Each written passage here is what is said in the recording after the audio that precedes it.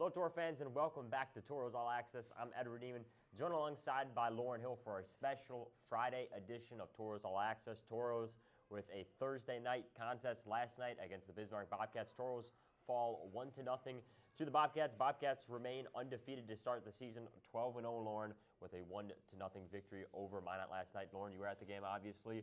General takeaways of the action last night?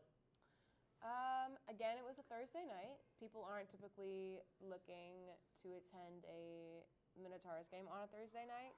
I think that may have had a little bit to do with that final score there, with the Bobcats winning. But other than that, I think our defense really stuck it out and fought last night. We just couldn't get there offensively. Yeah, Toros with a nice defensive effort. Lucas Fadin was in net for the Toros. Look at the shots on net. Toros do outshoot the Bobcats 34-29. So Lucas Fadin saves, 28 of 29 shots faced. On the other side, Tomas Anderson for Bismarck, saving a perfect 34 for 34 shots on goal.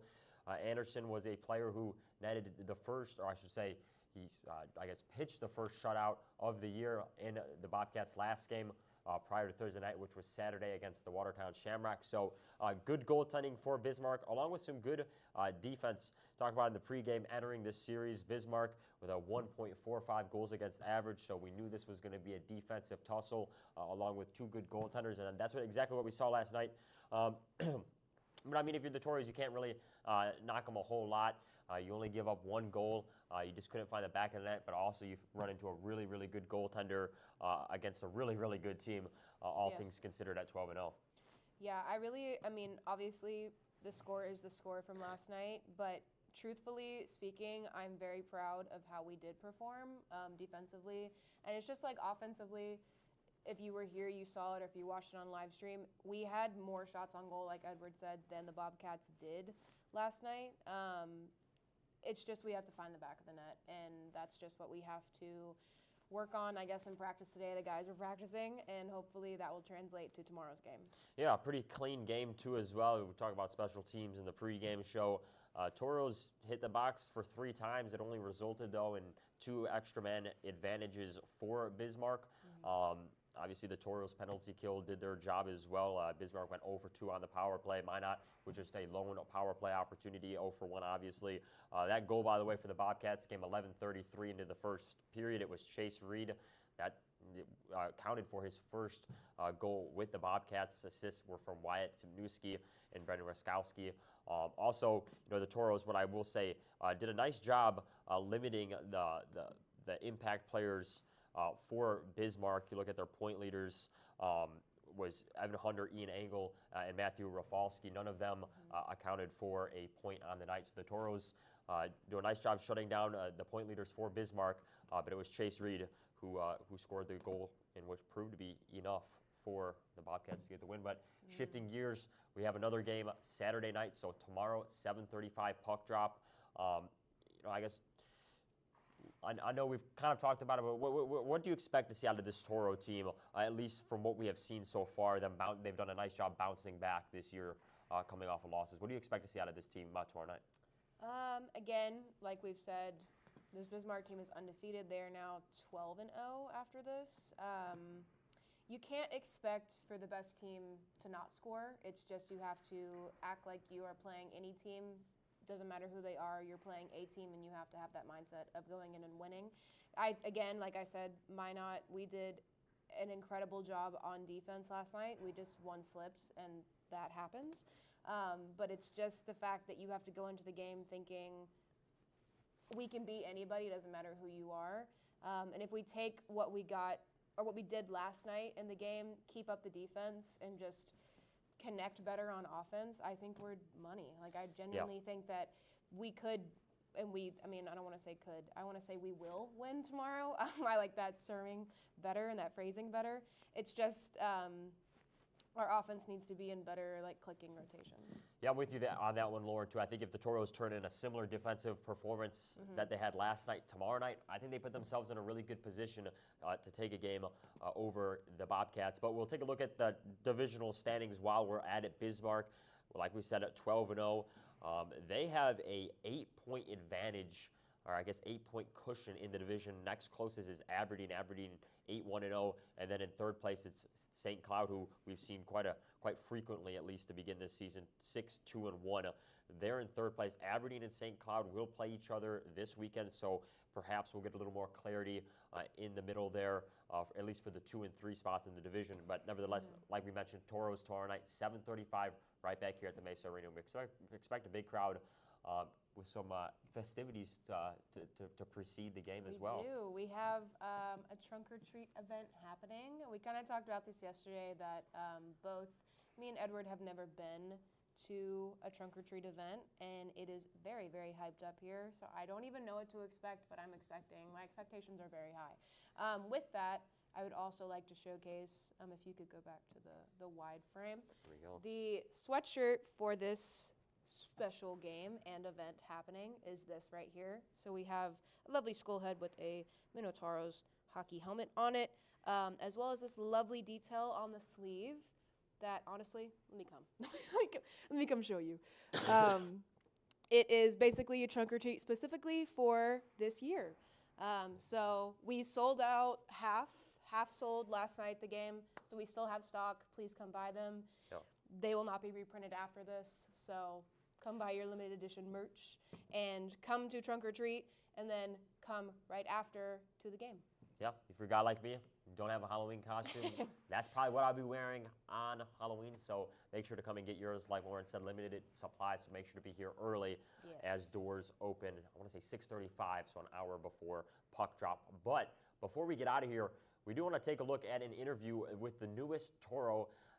It's When we say brand new, we mean brand new. We mean got brand here new. this morning. This morning. Toros acquire defenseman Landon Fleming from the Oklahoma Warriors for future considerations. I sat down with Landon this morning to talk about the quick transition coming up here to Minot from Oklahoma, and a little bit of, I guess, recollection of his days when he was down in Bismarck just a few seasons ago. Hello, Toro fans. Welcome back. I'm Edward Nieman. I'm joined alongside newest Toro defenseman Landon Fleming. Landon, how you doing? Doing well. So you come here via a trade from Oklahoma. Just tell us your first impressions of the Toros and just Minot in general. So far, it's been really fun. I mean, I know some of the guys, so it was nice seeing familiar faces, and I'm pretty familiar with this place, just playing in this division. So it's good to be on this side now. And talk a little bit about the process of getting traded. I mean, I think it's kind of interesting. Like 24 hours ago, you were in a whole different place, and now you make the drive up here, and it's like already your first day on the job. So, talk about that process and that quick change that you go through. Yeah, it's crazy. I mean, I was in the office talking to our old coach and said I got traded, and then basically you go home, pack, and then you're on the road. So the last 24 hours have been wild, but I'm happy to be here now. And then just tell us a little bit about your hockey journey, getting up into juniors and in your way up here to Minot. Yeah, so I when I was 15, I moved to Michigan, played in Michigan for a little bit. That's where I got to know Jack O'Hanson really well, and I played there for 2 years, and then I was fortunate enough to be drafted by Madison in the USHL, and I played there for a year, and then after that went to Bismarck. And then from Bismarck, I was traded to Oklahoma, and now I'm here. So, how would you describe your play style, maybe for fans out there? Just maybe a couple things about how you are on the ice. Yeah, I would say I'm pretty intense sometimes. So I play. I'm pretty physical, but I also I like to join the rush. I like to play offense, but say for the most part, I'm a pretty physical defenseman. Play a hard game, but I can join the rush too and be offensive. And you mentioned you were down in Bismarck a couple seasons ago. This weekend, obviously, the Toros playing Bismarck. It's a pretty big rivalry here in the state of North Dakota. Kind of just your thoughts on it. Now you're going to be on the other side of it. What are just your general thoughts of this rivalry, especially now after the two teams met in the Central Cup last year? Yeah, I mean, it's going to be weird, but I'm excited for it.